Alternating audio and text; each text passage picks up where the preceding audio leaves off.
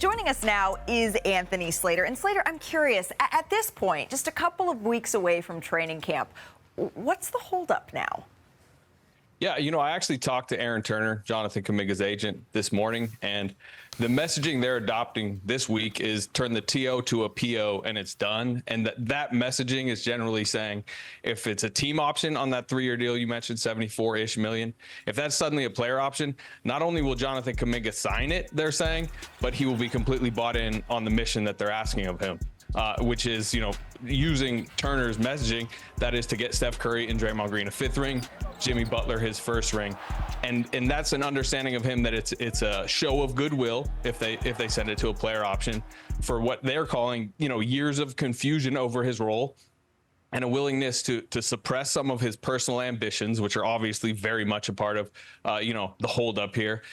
Accept what's probably going to be a bench role, what's probably going to be fluctuating minutes, and accepting what will very likely be, a tradable contract. As they've mentioned, they've compared the deal to, a lower level version of the Jalen Green deal that Houston signed, which, Jalen Green, I think, is making about $33 million next year. Then it's a $36 million player option, saying he got paid by Houston to essentially also, know he might be traded. He was traded for Kevin Durant, and they just believe that if Kuminga is going to sign this and come in and buy in, as they want, he wants that to be a player option and not a team option. That's the holdup right now. Turn a TO into a PO is very catchy, and it also makes a lot of sense here for Jonathan Kaminga. Slater, one thing you and I have been talking about is what impact this could have on the team, on the locker room, on a group that is trying to pursue yet another championship in the Steph Curry era. And Draymond Green, he weighed in on all of this on social media yesterday. He was pretty optimistic. He said negotiations are rarely easy, which is true, but they usually get done in the end. So that's what Draymond's saying. Where do things actually stand internally with the team waiting to see how this plays out?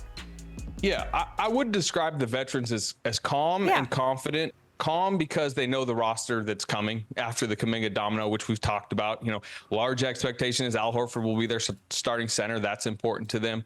And confident because Jimmy Butler apparently has, worked out really well this summer. Steph Curry's healthy. They think they can be good this season.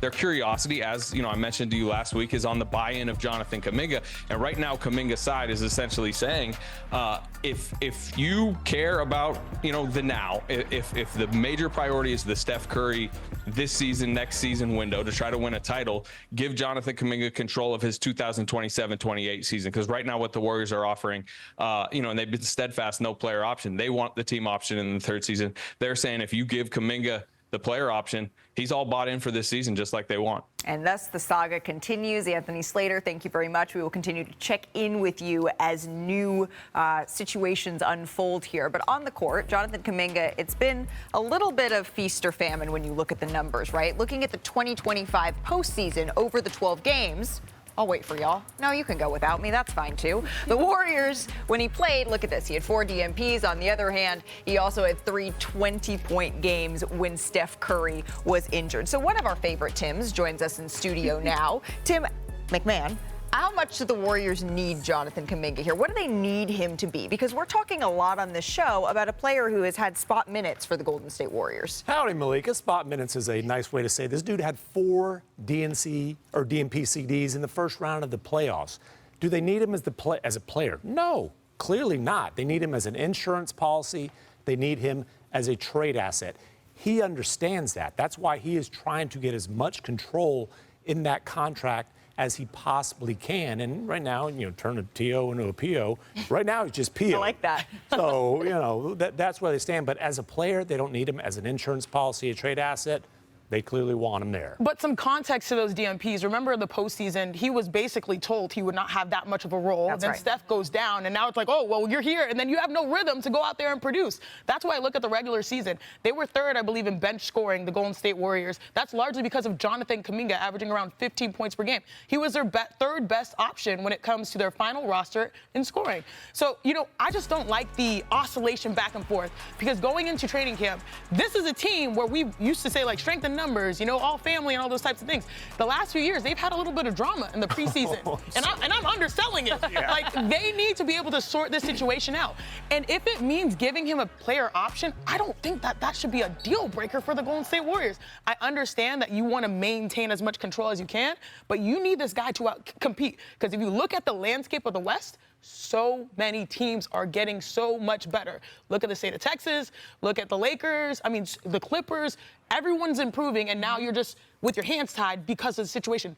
I don't want to say free him, but, like, just let him, help him be his best self. You know, my thing, who is the most important player on the Golden State Warriors? Steph Curry. Okay, it's clear and it's obvious. And all these negotiations, let's make it a team option. We don't want him to have a player option. For 27-28, we don't even know who's going to be on that team in 27-28. For the Warriors to, in my opinion, maximize Steph Curry, who is one of the greatest players who have ever played the game of basketball, to maximize him right now, they have got to figure out a way to make this work.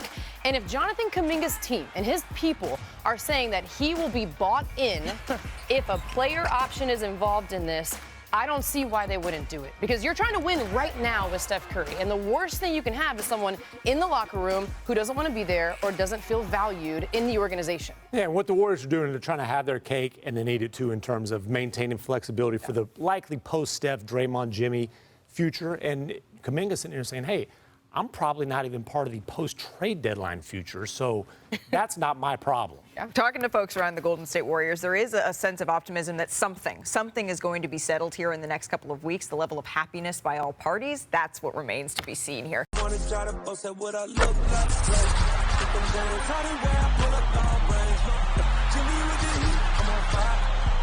It's NBA,